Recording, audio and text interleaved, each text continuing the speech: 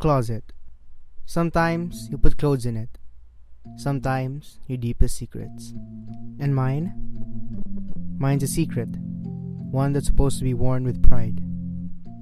I had a fairly normal childhood. I was an only child, but that wasn't an issue. My parents made sure I was happy and contented. Sometimes, a little bit too contented. My mom was my best friend. She knew me, or at least I thought she did.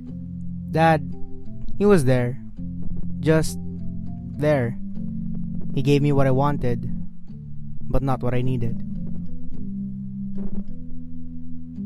That's why I was always with my mom. She did everything that my father couldn't do for me.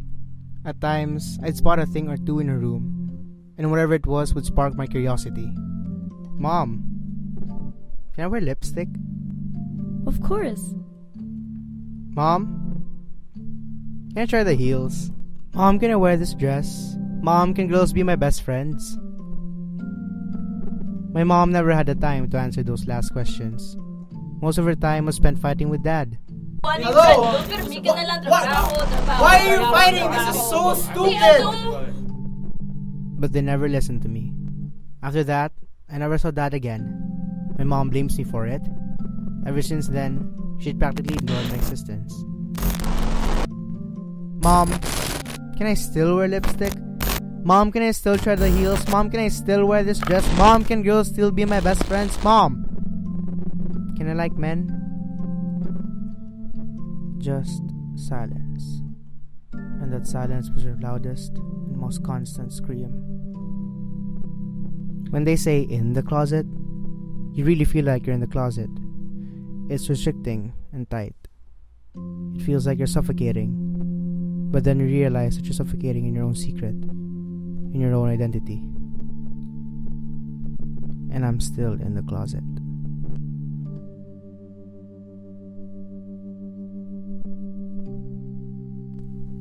In a garden full of flowers, they usually pick the best ones first.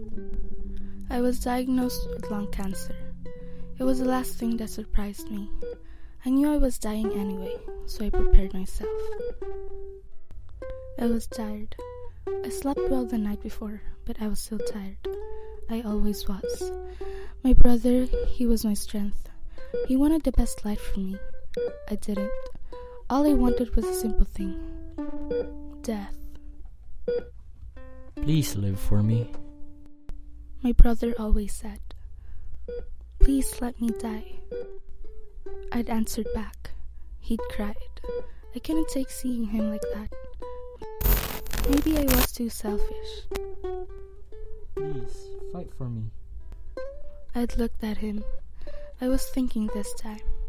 For the first time, he was dead silent, reactionless. I was going to undergo treatment the following Sunday. I used to count my final days. This time around, I wasn't. I wondered why I suddenly felt I was going to live. Just at least let me hear you breathe tomorrow. I will. He smiled, but I saw his tears. I didn't know why, but it seemed to be sadness. The doctor had put me to sleep.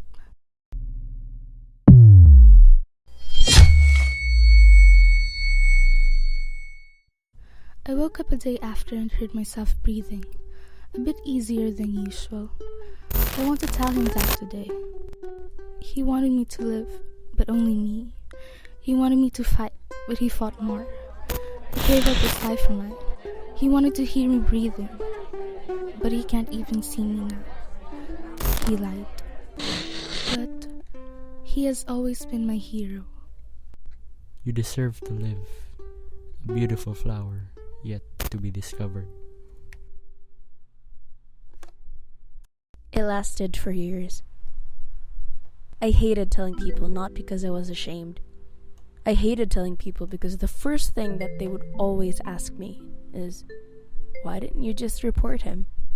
Always easier said than done. And it was even harder when the person who did this was supposed to be family.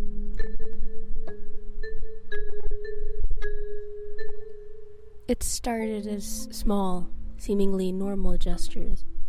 A pat on the head, a hand on my shoulder.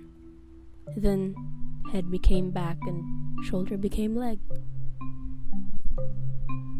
I was just a kid then. By the time I fully comprehended that what he was doing was wrong, it already got out of hand. He got physical with me or threatened me. He wasn't drunk or on drugs. He just did it because he wanted to. When he'd be done with me, I'd be covered in tears and bruises and sometimes cuts. Depends on where he pushes me. But the worst would be the ones that couldn't be seen. The wounds and scars he left me on the inside, the fear and paranoia and anxiety that ate me up from the inside and ruined my childhood.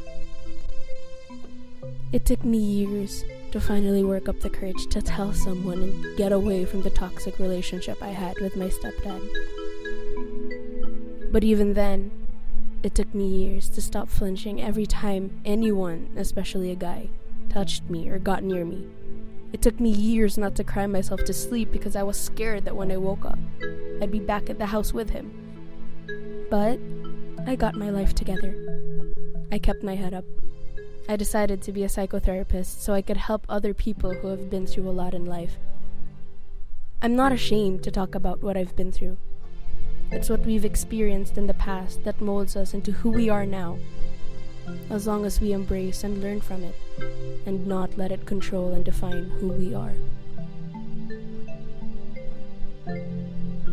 Being a woman has never been easy. In this judgmental society that judges you by sex and not who you really are. They judge your strength, underestimate your capabilities. Just because you're a girl doesn't mean you can carry a gallon of water.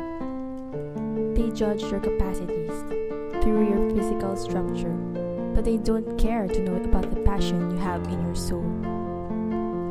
It all comes down to a time where you yourself doubt your own capabilities and end up being silent.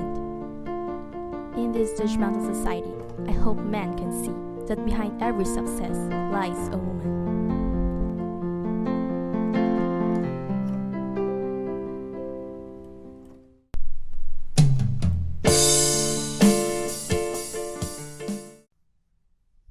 The scum of humanity. That's what they call me. I was once a man who had made great accomplishments. I had a loving family, the trust of my colleagues and friends, and a few people even said I was their role model. But now look at me. I can see it in their eyes wherever I walk. No matter who they are, no matter who I was, they give me scornful looks filled with hatred, disgust, sorrow, pity. Nothing more can be done for me. I have learned to accept that. They don't even know what the truth is. I have grown to accept my fate. But my daughter, Lily, can't be left with that woman, that monster.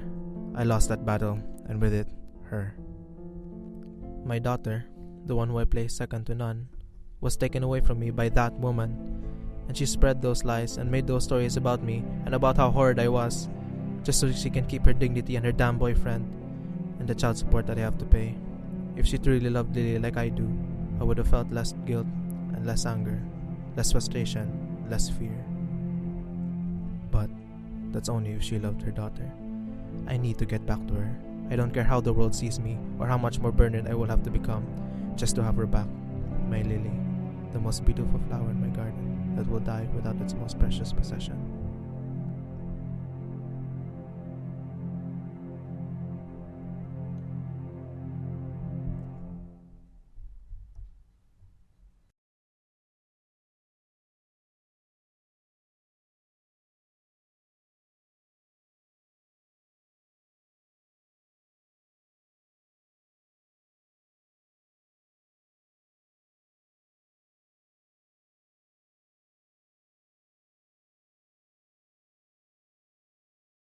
I don't know everything. But I've learned to accept that I can control everyone around me and on how they treat, act, or see me. Only I am in control of myself. I can choose how I live in this society.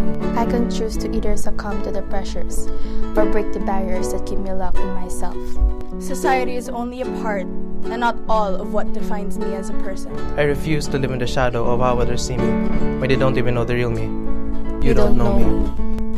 You don't get to decide who I am. You despise being shallowly judged by your exterior. And yet, you go ahead and do the exact same thing. So let me tell you this. I will continue to live for myself and for those who actually care, not for anyone else. It will be difficult, but I will pour my all into my dreams to live the life I want for me, not for anyone else. I'm Brendan Garcia, and I'm fighting for those who are caged in their own identity. I'm Anna Gamboa, and I am fighting for all the neglected victims of all forms of abuse. I'm Aika Araneta, and I'm fighting for the right to live. I am Dave Walker, and I'm fighting against discrimination of all men. I am May Santos, and I'm fighting for the equality among all genders. That's all we know.